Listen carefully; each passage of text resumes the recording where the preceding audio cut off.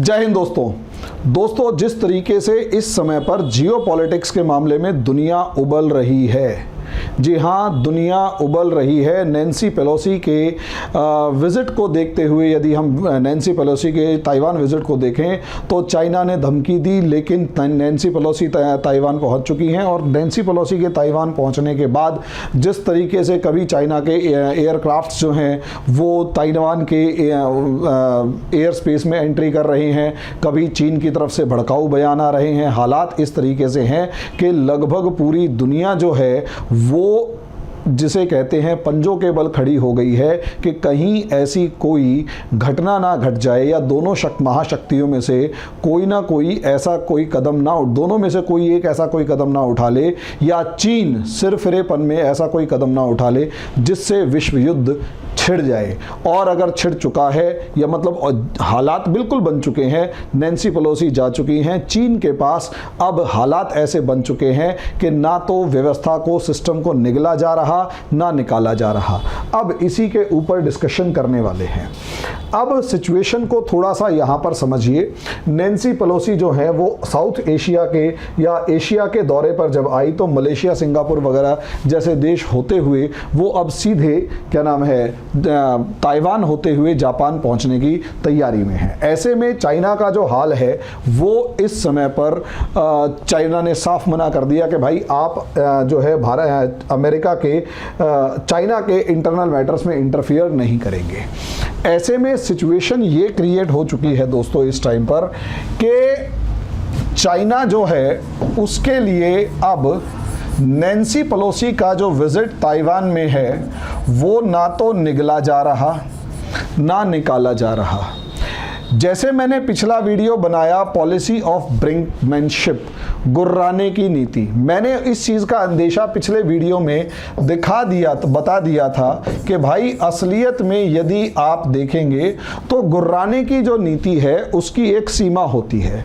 अगर गुर्राने की नीति की वो सीमा पार हो जाए, गुर्राने की उस नीति की वो जो सीमा है वो पार हो जाए, वो क्रॉस हो जाए, तो इसका सीधा मतलब ये होता है कि सिचुएशंस जो हैं वो आउट ऑफ कंट्रोल होने जा रही हैं।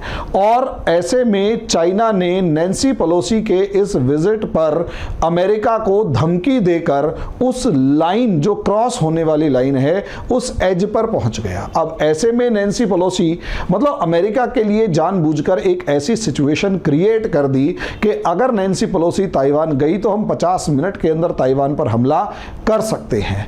अमेरिका के अस्तित्व पर सवाल इसलिए बन चुका था कि अगर ताइवान के विजिट को नकार दिया या नैन्सी पेलोसी ताइवान नहीं जाती तो इसका सीधा सीधा मतलब यह होता कि अमेरिका चाइना की इस धमकी से डर गया है और अमेरिका के ऊपर अब भरोसा करना मुश्किल है। अब अमेरिका के ऊपर भरोसा करना इसलिए मुश्किल हो जाता क्योंकि जिस तरीके से अमेरिका अफगानिस्तान से निकलकर भागा, लिटरली भागा, बड़गाम एयरबेस जिस तरीके से उसने खाली कर किया था वो देखने लायक सिचुएशन थी। और जिस तरीके से यूक्रेन को अमेरिका ने रशिया के हाथों मरने के लिए या पिटने के लिए छोड़ दिया और हजारों यूक्रेनी सैनिक और आम आदमी मारे गए, बिलियंस ऑफ डॉलर का नुकसान हो चुका है और मिलियंस के करीब जो हैं वो बेघर हो चुके हैं। और युद्ध के मामले में यूक्रेन जो है एक तरीके से बैटल ग्राउंड बन चुका है। हालांकि इसका पॉजिटिव एस्पेक्ट देखा जाए तो चाइना जो मतलब रशिया जो है वो अपने ईस्टर्न बॉर्डर पर फंस चुका है और हालात जो हैं वो काफ़ी ज़्यादा ख़राब हो चुके हैं। लेकिन अगर वेस्टर्न बॉर्डर पर फंस चुका है, लेकिन अगर यहाँ देखा जाए, अगर यहाँ पर नैन्सी पेलोसी नहीं जाती तो ऑब्वियस सी बात है पूरी दुनिया में सिग्नल था कि अमेरिका एक धोखेबाज दोस्त है, धोखेबाज देश है, आगे नहीं बढ़ सकता। और ताइवान को भी उसी सिचुएशन में छोड़ दिया जिस सिचुएशन के अंदर उसने अफगानिस्तान और ताइवान को, अफगानिस्तान और यूक्रेन को छोड़ा। लेकिन एक दिन के अंदर ये जो अमेरिका का मास्टर स्ट्रोक था, अगर आप देखें कि तालिबान के अंदर घुसकर वो जो अल-कायदा का नंबर 2 अल जवाहिरी, उसको मार डालना ड्रोन हमले में। यह दिखाता है कि अमेरिका अभी भी अफगानिस्तान से बाहर नहीं निकला है। अभी भी अमेरिका की अफगानिस्तान में स्ट्रांग प्रेजेंस है और अभी भी वो अंदर घुसकर मारना जानता है। और जिस तरीके से यूक्रेन के अंदर रशिया को उलझाया, अमेरिका के अब इस पक्ष को लोगों ने देखना शुरू कर दिया है। इस पक्ष को लेकर लोगों ने देखना शुरू कर दिया कि अमेरिका इतनी जल्दी साथ छोड़ने वाला नहीं है, बस स्ट्रेटेजी अलग है और यूक्रेन को अच्छे खासे हथियारों की सप्लाई अभी भी बना रखी है। यानी अब कहीं ना कहीं पॉजिटिव एस्पेक्ट अफगानिस्तान से भी निकल कर आया और पॉजिटिव एस्पेक्ट यूक्रेन वाला भी दिखाई देने लग गया, जैसे ही नैन्सी पेलोसी ताइवान। तो यहां पर आप अगर केवल और केवल अमेरिका और ताइवान के मामले को जापान और साउथ चाइना सी से जोड़कर देख रहे हैं तो कहीं ना कहीं ये एक लिमिटेड पार्ट है, साउथ चाइना सी। मेरा ऐसा ये मानना है कि जिस ट्रस्ट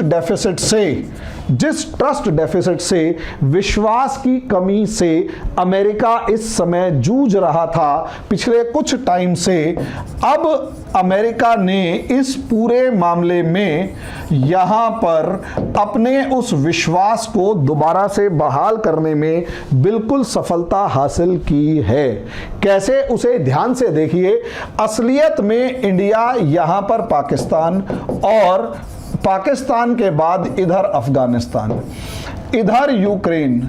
अभी तक हम देखते थे कि अफगानिस्तान से अमेरिका जिस तरीके से निकलकर भागा, हर आदमी शक की नजर से अमेरिका को देख रहा था और जिस तरीके से रशिया के हाथों यूक्रेन को पिटने के लिए छोड़ दिया, तब भी देख रहे थे कि हां, यूक्रेन को पिटने के लिए छोड़ दिया हवा भर के। लेकिन और सीधी सी सिचुएशन ये है कि इंडिया से लेकर हर कोई देश यही देख रहा था कि अमेरिका धोखेबाज है। लेकिन अब मोदी सरकार, क्योंकि ऑब्वियस सी बात है, जिस तरीके से यूक्रेन का मामला था, अमेरिका के ऊपर मोदी सरकार जो है वो राशन पानी लेके तरीके से चढ़ी हुई थी। उधर से टर्की, इधर से सऊदी अरेबिया।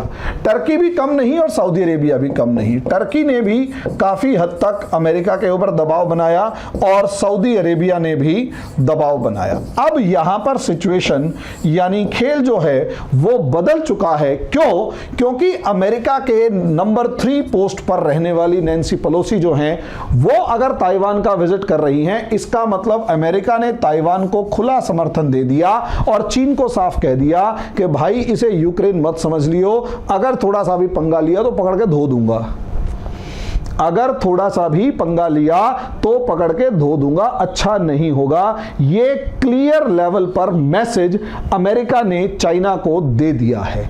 अब चाइना यहां पर तिलमिला रहा है कि भाई वो ताइवान पे हमला करेगा तो क्या होगा और अगर नहीं करेगा तो क्या होगा। लेकिन हालांकि मजे की बात यह है कि रशिया ने चाइना की इस वन चाइना पॉलिसी को सपोर्ट करके ये कहा है कि भाई रशिया का मतलब चाइना का पार्ट ताइवान है, इसलिए चाइना के साथ सपोर्ट में रशिया आ गया। पाकिस्तान भी यहां पर कहीं ना कहीं वन चाइना पॉलिसी को सपोर्ट करके चाइना के सपोर्ट में आता हुआ खड़ा हो गया है।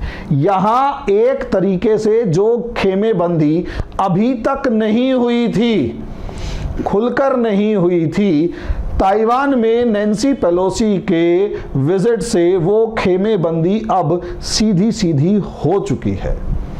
यहां धर्म संकट में भारत इसलिए है क्योंकि अभी तक इंडिया की तैयारी का बड़ा हिस्सा रशिया के साथ भी है और एक बड़ा हिस्सा अब अमेरिका के साथ भी हो चुका है। अभी तक इंडिया यूक्रेन के मामले में न्यूट्रल रह पाया क्योंकि यूक्रेन कहीं दूर एक कंट्री है और इंडिया का यूक्रेन से किसी तरीके का कोई डायरेक्ट कॉन्फ्लिक्ट नहीं है। लेकिन इंडिया के लिए इस टाइम पर धर्म संकट यह है कि जिस तरीके की खेमेबंदी हो गई है और चाइना और इंडिया दोनों के दोनों आपस में 62 वॉर लड़ चुके हैं, गलवान वैली का क्राइसिस हो चुका है, अभी भी स्टैंड ऑफ जारी है। 50,000 के करीब सैनिक जो हैं वो एक दूसरे से आंखों में आंखें डालकर खड़े हैं कि कब एक गोली चले और वो एक गोली वॉर की फॉर्म में कन्वर्ट हो जाए। यानी इंडिया इस ताइवान क्राइसिस को किसी भी तरीके से इग्नोर नहीं कर सकता, किसी भी तरीके से न्यूट्रल नहीं रह सकता, क्योंकि अगर इस मामले को इंडिया ने न्यूट्रल, मतलब इस मामले में भी, ताइवान के मामले में भी इंडिया जो है वो मूक दर्शक बना खड़ा रहा, तो उसका सीधा मतलब यह होगा और कि ताइवान के ऊपर हमले का सीधा मतलब है कि ताइवान गिर गया, और अगर अमेरिका या किसी भी मामले में सपोर्ट नहीं हुआ तो अगला पॉइंट, अगला टारगेट जापान और साउथ चाइना सी होंगे। यानी ये पूरा जो पार्ट है ये चाइना के डोमिनेंस में चला जाएगा, और जिस तरीके से चाइना एक एक्सपेंशनिस्ट नीति अपनाता है और जिस तरीके से चाइना जो है एक डिक्टेटरशिप का रोल अपनाता है, और कहीं ना कहीं जो ताइवान है वो डेमोक्रेसी का दुश्मन है। इंडिया जैसा दुनिया की सबसे ज्यादा पॉपुलेशन वाला देश कभी भी ऐसी किसी डिक्टेटरशिप वाले रूल में कभी भी नहीं रह सकता। इसलिए इंडिया का इस समय पर बहुत बड़ा धर्म संकट है कि हम इंटरनल तो देखो चैलेंजेस हैं ही है, लेकिन इस समय पर रशिया और अमेरिका दो अपोजिट एंड्स पर खड़े हैं। चाइना खुलकर अमेरिका से भिड़ रहा है, और इंडिया अभी तक जो ताइवान के मामले में एक न्यूट्रल स्टैंड लेकर चल रहा था, अब उसके लिए ऑप्शंस लिमिटेड होते जा रहे हैं। दुनिया का लगभग, पाकिस्तान जैसा देश, हालांकि मैं बेवकूफ मानता हूं पाकिस्तान को, मुझे नहीं लगता कि पाकिस्तान को इस तरीके का कोई बयान इतनी जल्दी दे देना चाहिए था। ये पाकिस्तान की एक इमैच्योरिटी, एक बेवकूफी दिखा रहा है कि इतने बड़े कॉन्फ्लिक्ट में जाके अपनी गर्दन डाल दी, बेवकूफी दिखाकर, सिर्फ इस लालच में कि चाइना से किसी तरीके से उसे कुछ रियायत मिल जाएगी, कुछ पैसा मिल जाएगा, कुछ बिलियन डॉलर मिल जाएगा, ताकि पाकिस्तान की इकोनॉमी फ्लोट करती रहे, या फिर अमेरिका के सपोर्ट को, चाइना को सपोर्ट करके अमेरिका को बार्गेन करे, अमेरिका को ब्लैकमेल करे कि या तो तुम मुझे IMF से लोन दिलाओ वरना मैं चीन के साथ जा रहा हूं। पाकिस्तान तो अपनी ये ओछी घटिया थर्ड क्लास राजनीति कर रहा है, जिसका सिर पैर मुझे ऐसा लग रहा है कि बेवकूफाना है। आने वाले समय में पाकिस्तान इससे ज्यादा उभर नहीं पाएगा, और हो सकता है फायदा होने की जगह पाकिस्तान को यहां पर बड़ा नुकसान हो जाए। लेकिन दूसरी सिचुएशन यहां पर यह भी है, दोस्तों, कि अगर पाकिस्तान और इंडिया के लिए सबसे बड़ी समस्या या दुविधा यही है कि इस समय पर इंडिया युद्ध चाहेगा या नहीं चाहेगा। देखिए, वैसे तो अब चाइना को देखा जाए तो वो तो चाहता भाई लड़ूंगा, चाहे कुछ हो जाए, मेरे पास ताकत है, मेरे पास पैसा है, और उसकी ताकत जो है वो उछाल मार रही है, उबाल मार रही है कि मैं लड़ूंगा। अमेरिका जो है वो पूरी ताकत से चीन को, जिसे कहते हैं, रोकना चाहता है, क्योंकि नंबर 1 की लड़ाई है। इंडिया चाहता है कि मुझे 10 से 20 साल मिल जाए अभी तरक्की करने के, अगर इस 20 साल में मैं तरक्की कर गया तो चाइना को औंधे मुंह लटका के धोऊंगा पकड़ के, लेकिन कम से कम वो 20 साल मिल जाए, किसी भी तरीके से युद्ध को टाला जाए, समझे? तो वही वाली लाइन इस समय पर इंडिया के लिए आ चुकी है कि युद्ध कहां तक टाला जाए, द्वंद्व कहां तक पाला जाए। इंडिया अभी द्वंद्व की सिचुएशन में है, क्या करे, इसलिए बिल्कुल साइलेंट है, कुछ नहीं, कोई बयान तक नहीं आया अभी तक। और आने वाले समय में मैं उम्मीद करता हूं कि बयान ऐसा होगा कि शांति बनाए रखें, शांति बनाए रखें, लोकतांत्रिक मामलों को ध्यान दें, शांति बनाए रखें। अभी तक इंडिया का स्टेटमेंट यही आएगा। और लास्ट लाइन ये कि तू भी है राणा का वंशज, फेंक जहां तक भाला जाए।